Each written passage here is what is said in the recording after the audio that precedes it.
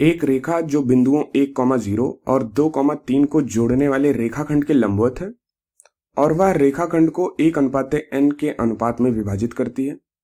रेखा का समीकरण ज्ञात कीजिए। तो हम क्या जानते हैं यहाँ पर?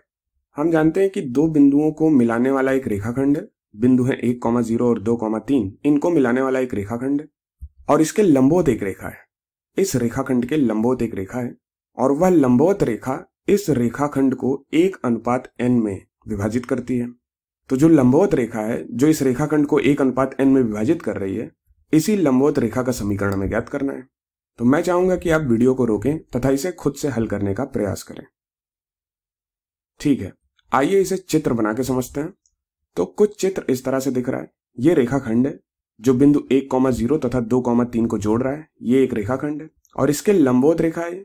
इस लंबवत रेखा का हमें समीकरण ज्ञात करना है।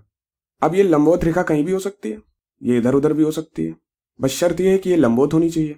तो ये लंबवत रेखा है इस रेखाखंड के। अब एक शर्त और है कि ये लंबवत रेखा इस रेखाखंड को 1:n में विभाजित कर रही है, यानी कि ये वाली जो लंबाई है इसका अनुपात इस वाली लंबाई के साथ ये 1:n होना चाहिए। तो कुछ इस तरह से हमने प्रश्न में दी गई जानकारी को चित्र के माध्यम से दर्शाया है। तो मैं चाहूंगा कि आप वीडियो को रोकें तथा इसे हल करने की रणनीति पर विचार करें। ठीक है, तो यहाँ पे रणनीति कुछ इस प्रकार होनी चाहिए कि सबसे पहले हम ये पॉइंट ऑफ इंटरसेक्शन यानी कि ये प्रतिच्छेद बिंदु ज्ञात करेंगे और हम प्रतिच्छेद बिंदु ज्ञात करने के लिए विभाजन सूत्र यानी कि सेक्शन फॉर्मूला का इस्तेमाल करेंगे। अब हमें पता है कि ये प्रतिच्छेद बिंदु इस रेखाखंड को 1:n में विभाजित करता है और हमें इन दोनों बिंदुओं के निर्देशांक पता ही है। तो हम यहाँ पर सेक्शन फॉर्मूला लगा के इस प्रतिच्छेद बिंदु के निर्देशांक ज्ञात कर सकते हैं। अब इसके अलावा हम क्या कर सकते हैं?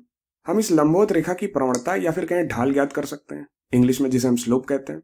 और वो हम ज्ञात कर सकते हैं इस रेखाखंड की प्रवणता की मदद से। चूंकि रेखाखंड पर उपस्थित दो बिंदु हमें पता है, तो इसकी प्रवणता यानी कि स्लोप हम ज्ञात कर पाएंगे। और एक बार इस रेखाखंड की प्रवणता हमें पता चल गई तो हम इस लंबवत रेखा की प्रवणता भी ज्ञात कर पाएंगे, क्योंकि इस रेखाखंड तथा इस लंबवत रेखा की प्रवणताएं आपस में संबंधित हैं। अर्थात अगला काम जो हम करेंगे वो ये है कि दी गई रेखा की प्रवणता यानी कि ढाल, इंग्लिश में कहें स्लोप, ज्ञात करें। तो ये पहला स्टेप हमें बिंदु देगा और ये दूसरा स्टेप हमें रेखा की प्रवणता यानी कि ढाल देगा। अब एक बार हमें रेखा पर उपस्थित बिंदु पता चल गया और उसकी ढाल पता चल गई तो हम बिंदु ढाल रूप का इस्तेमाल करके रेखा का समीकरण ज्ञात कर पाएंगे। बिंदु ढाल रूप जिसे हम इंग्लिश में पॉइंट स्लोप फॉर्म कहते हैं। तो यही यहाँ पे रणनीति है। तो क्या आप वीडियो को रोक के एक बार इसे खुद से हल करना चाहते हैं? प्रयास करिए। आइए इसे मिलकर हल करते हैं। तो सबसे पहले हम बिंदु ज्ञात करेंगे। सेक्शन फॉर्मूला यानी कि विभाजन सूत्र को लगा के हम बिंदु ज्ञात करेंगे। और विभाजन सूत्र क्या कहता है? कहता है कि अगर x1 y1 और x2 y2 दो बिंदु हैं, उनको मिलाने वाला रेखाखंड है और उस रेखाखंड पर एक तीसरा बिंदु उपस्थित है जो कि उसे m/n में विभाजित कर रहा है, तो उस तीसरे बिंदु का जो x निर्देशांक है वो होगा mx2 + nx1 बटे m+n तथा इसका y निर्देशांक होगा my2 + ny1 बटे m+n।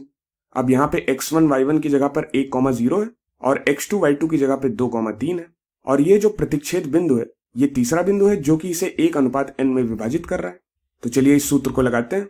तो हमें इस प्रतिच्छेद बिंदु का जो x निर्देशांक होगा वो ये मिलेगा px जिसे हमने लिखा है, और ये होगा n गुणे 1, n का गुणा 1 से और 1 का गुणा 2 से, 1 का गुणा 2 से बटे n+1, ये आ गया। और y कोऑर्डिनेट होगा n का गुणा 0 से और 1 का गुणा 3 से, तो n का गुणा 0 से प्लस 1 का गुणा 3 से बटे n+1, n+1 आ गया। अब इसको सरल करने पर हमें बिंदु मिल जाएगा n+2 बटे n+1, 3 बटे n+1। अब यहाँ पर n एक चर है, अगर हम n को बदलते जाएंगे तो ये बिंदु बदलता जाएगा। तो यहाँ पर इस प्रतिच्छेद बिंदु के निर्देशांक n के पदों में लिखे हुए हैं। यहाँ तक सब ठीक है। अब हम रेखा की प्रवणता ज्ञात करते हैं।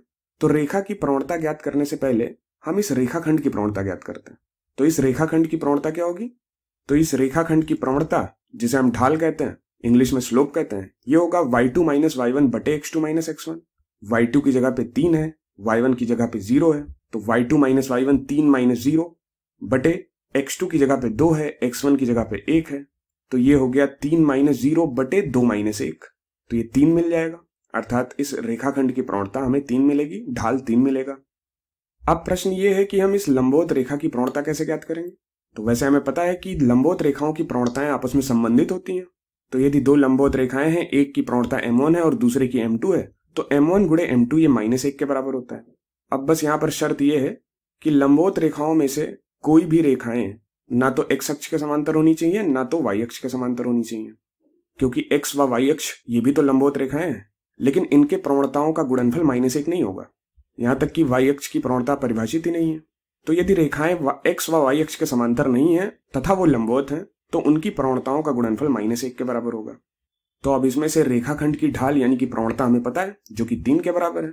तो अब इसके लंबवत जो रेखा जा रही है उसकी प्रवणता यानी कि ढाल ये -1/3 के बराबर होगा, तभी तो उन दोनों प्रवणताओं का गुणनफल -1 के बराबर मिलेगा। तो लंबवत रेखा की प्रवणता यानी कि ढाल ये हो गया -1/3 के बराबर। अब हमें इस रेखा पर उपस्थित बिंदु पता है जिसे हमने P से लिखा है, और इस रेखा की ढाल पता है जो कि -1/3 है। तो हम इस रेखा का समीकरण लिख सकते हैं। तो समीकरण बिंदु ढाल रूप से लिख सकते हैं, और बिंदु ढाल रूप क्या होगा, y - y1 बराबर m x - x1। m है -1/3, x1 की जगह पर n+2/n+1 है, y1 की जगह पर 3/n+1 है। तो ये हो जाएगा y - 3/n+1 बराबर -1/3 ब्रैकेट में x - n+2/n+1। अब चलिए इसको सरल कर लेते हैं।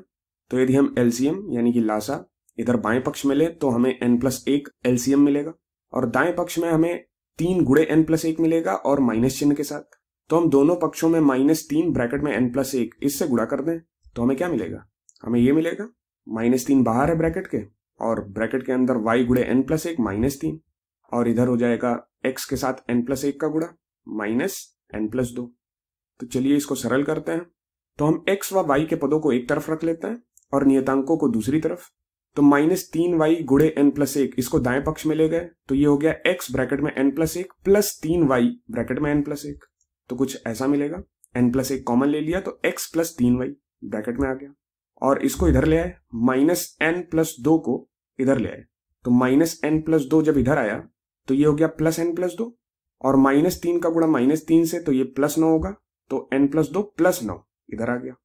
तो इसे पुनः सरल किया तो हमें अंततः मिल जाएगा x प्लस 3y, अंश में आ जाएगा n, और 9 2 जुड़ के हो गया 11, तो n+11 ये अंश में आ गया और हर में आ गया n+1।